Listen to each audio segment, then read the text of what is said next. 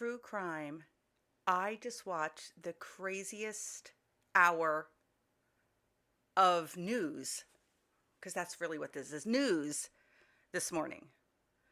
There's a brand new Impact Nightline that just dropped today, January 22nd, and you will not want to miss this. This is called Killer Code Black Dahlia and Zodiac.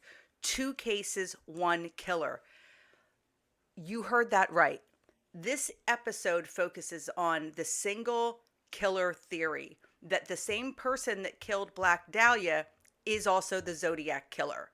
And this follows this amateur sleuth by the name of Alex Baber. And he claims to have solved the Black Dahlia case and the Zodiac Killer case because it is the same person. And he does this, and he kind of gets clout from this, from one of the letters that the Zodiac sent had, "This is who I am, this is my name," and it was a line, a blank space, and underneath of it was this code that no one could decipher. He claims that he was able to finally decipher this using AI tools.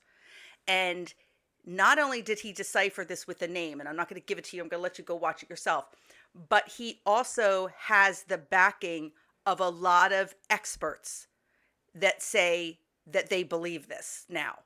Not only because of that, but because there's other evidence. They do believe they know where Black Dahlia was actually murdered, the actual location. They think they have an understanding of why there was 22 years difference between the murders. So he does have all this expert backing, specifically from 2 retired LAPD cold case cops that had worked on this almost like full time for many, many years. So he's getting this critical reception about that this is a real big breakthrough on not one case, but both of these cases.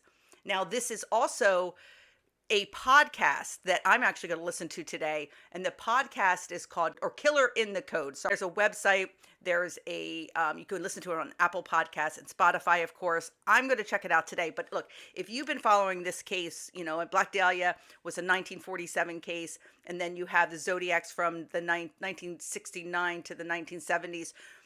You have to watch this Impact Nightline. And like I've said before, do not sleep on these Impact Nightlines. I watch it on Hulu. You can also watch it on Disney Plus.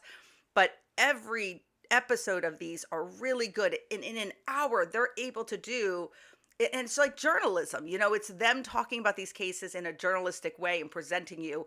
No opinions, nothing.